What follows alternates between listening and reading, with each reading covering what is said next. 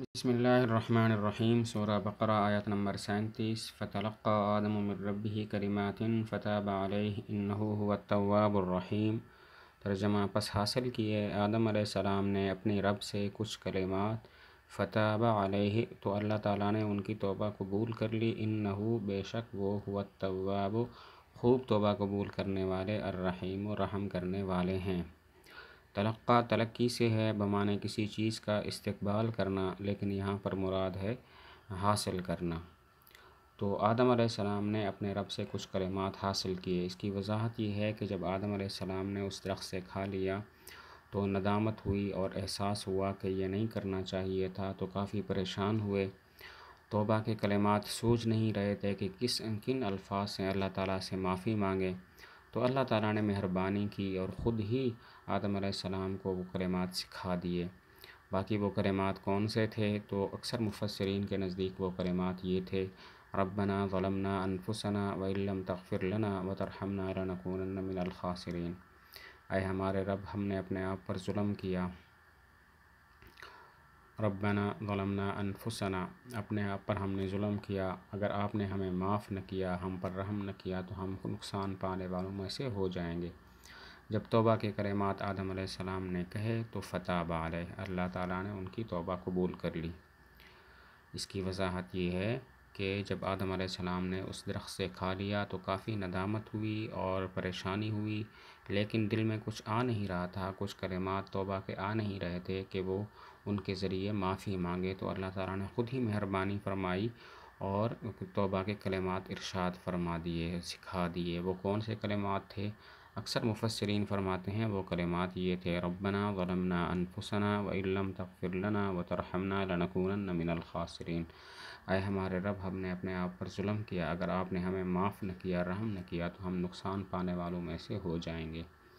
اس کے بعد فتاب علیہ، اللہ تعالیٰ نے ان کی توبہ قبول کر لی۔ سوال یہ ہوتا ہے کہ جس طرح آدم علیہ السلام سے وہ خطا ہوئی اور توبہ کی، تو اسی طرح حوا علیہ السلام نے بھی توبہ کی، تو اللہ تعالیٰ نے حوا علیہ السلام کا تذکرہ کیوں نہیں فرمایا؟ سوال یہ ہے کہ جس طرح توبہ آدم علیہ السلام نے کی اور ان کی توبہ قبول ہو گئی، اسی طرح حوا علیہ السلام نے بھی توبہ کی تھی اور ان کی توبہ بھی قبول ہو گئی تھی، تو حوا علیہ السلام کا تذکرہ کیوں نہیں ہے؟ جواب یہ ہے کہ حوا علیہ السلام کا تذکرہ آدم علیہ السلام کے ضمن میں ہو گیا ہے، کیونکہ اکثر قرآن مجید میں عورتوں کا تذکرہ مردوں کے ضمن میں ہو جاتا ہے۔ جواب یہ ہے کہ حوا علیہ السلام کا تذکرہ آدم علیہ السلام کے ذکر کے ضمن میں ہو گیا، تباً ہو گیا، کیونکہ اکثر عورتوں کا ذکر مردوں کے ساتھ تباً ہوتا ہے۔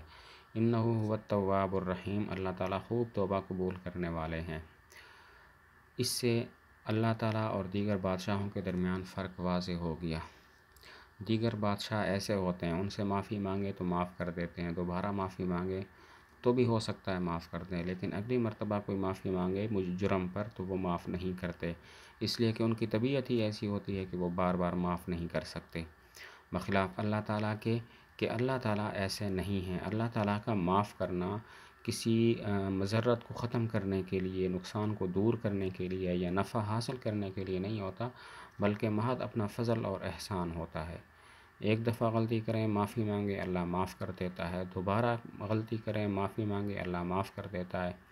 جتنی مرتبہ بھی گناہ کیا جائے اور پھر معافی مانگی جائے تو اللہ تعالیٰ معاف کر دیتے ہیں، کیونکہ اللہ تعالیٰ کا کوئی مقصد نہیں ہے، کسی سے نفع حاصل کرنا مقصود نہیں ہے۔ اسی وجہ سے اللہ تعالیٰ کے بارے میں ہے التواب، خوب توبہ قبول کرنے والے ہیں، خوب رحم کرنے والے ہیں، دیگر بادشاہوں کی طرح نہیں ہیں۔